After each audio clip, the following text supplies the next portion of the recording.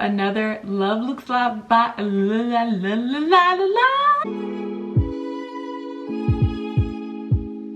Hey everybody, and welcome back to another Love Looks Logic video. As you can tell, we are in my wardrobe area. I decided to switch it up a little bit on how I wanted to present this to you. This will be like, you know, a upgrade on the first cleaning wardrobe that I've ever done for YouTube anyways. Today we'll be tackling this huge collection of clothing and shoes in order to create an all-weather capsule wardrobe. In a way, this journey is beyond getting to know what your personal style is. It's really getting to the real truth or the real version of yourself. We can't define someone who we pretend to be. So let's get started, and I will try my best to just be raw and real with you guys as I go through this entire process. Now, let me be clear, this process will take you more than a few hours. It may even take you a few weeks or months. The content on this video is just me doing the first round. I dare say this is a continuous process, so if you have a goal in mind, you'll want to repeat it as often as you see fit. Your journey to downsizing will not look like mine. It will look like whatever you want it to. But this is the first step I felt needed to happen in order to physically prepare for smaller spaces. I used to do this just for an excuse in order for me to buy more clothes. However, this time around, we're not doing that. We're going to actually be maximizing the use out of the clothing that I decide to keep. I have been dreading this step in my downsize process just because I know that there are a few pieces in here that, you know, I paid a nice penny for, and there's a high chance it hadn't been worn yet. I know for a fact I will find some pieces that still have their tags on them. Some stuff you probably don't realize you've been holding on to it just because there is some kind of emotional attachment to it. There is some sentimental value. Take your time while you're doing this. Prepare your mind before you go dive in.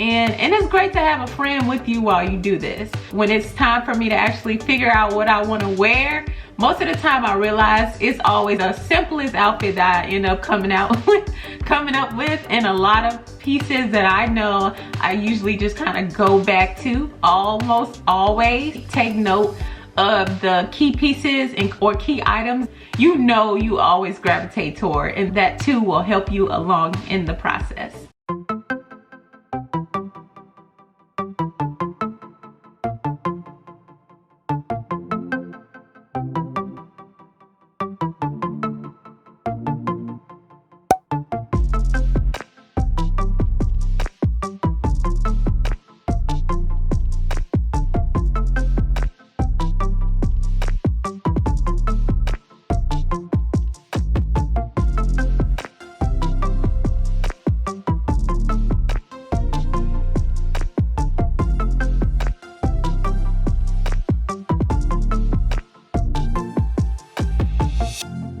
I know that I'll have to send in some real truths about the real reasons why I bought certain pieces. And my hope in this process is that you too are inspired to be just as raw and transparent. If you didn't get a chance to read it all, or you completely missed that part, the anchor scripture is coming from Luke chapter 12 verse 15. In the English Standard Version it says, "And he said to them, take care and be on your guard against all covetousness, for one's life does not consist in the abundance of his possessions." Y'all, that one-liner is deep. To covet means to desperately go after something or wish for something that belongs to another. A few years ago, I lived in the DMV area, and the cost of living there was more than I had ever been used to. There was a sense of entitlement and, you know, success in the air. Don't get me wrong, the DMV is full of thriving, bustling, career-driven people.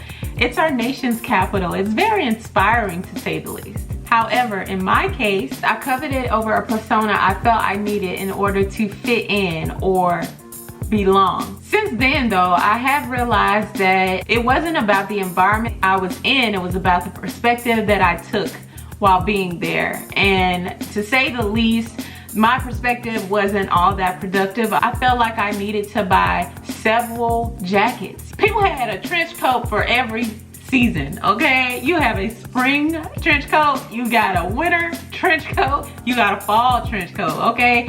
If you're wearing a trench coat, from my perspective, you look career driven, you look successful, and that was the main point. That was the driving reason as to why I bought so many jackets. And it pains me to say that, yeah, I'll be having to get rid of a couple of trench coats. I'm going to try to keep in mind that somebody else out there doesn't have a jacket and would love to be blessed with one. The second part of that scripture says, you cannot define your life by things.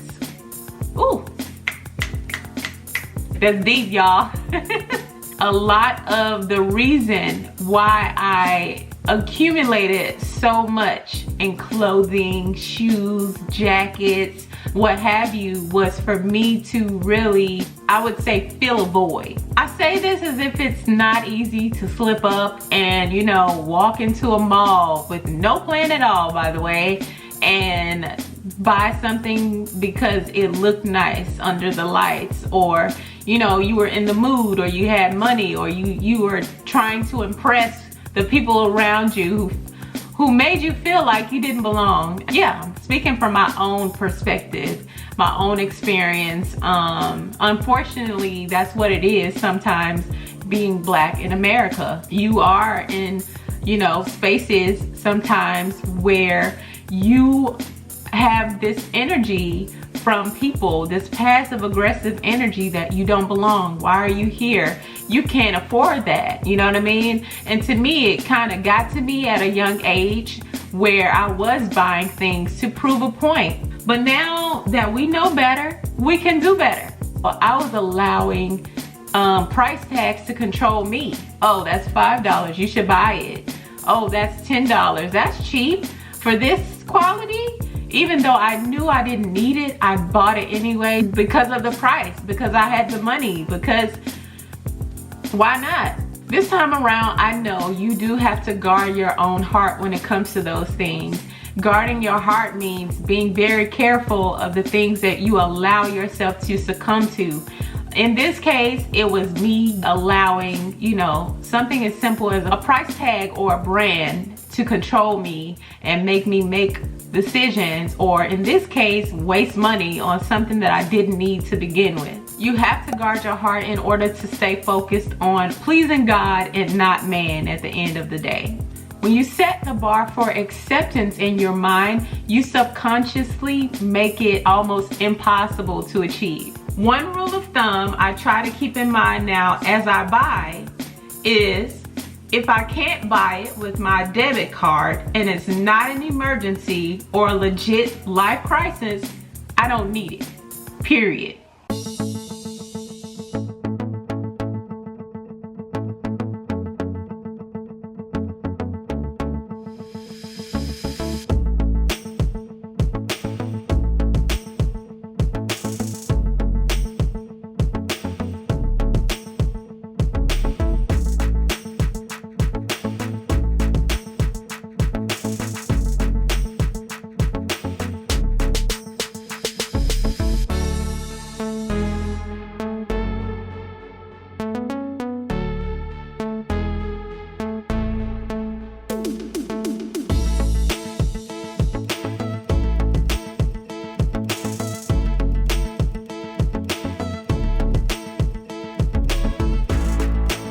In the end, I do plan on packing up these items in order to put them in a separate room away from my line of sight, you know, out of sight, out of mind.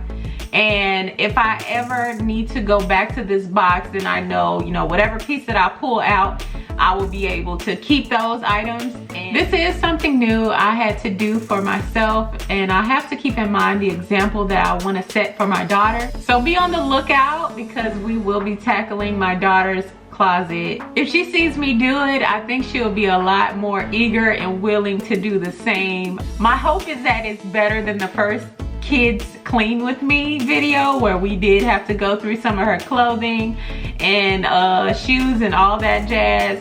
If you haven't seen that video, please go check it out. I can't say, you know, that it was an easy process for either of us to go through. However, that's the real us. You know, I'm not gonna sugarcoat anything. Everything is not all gravy all the time.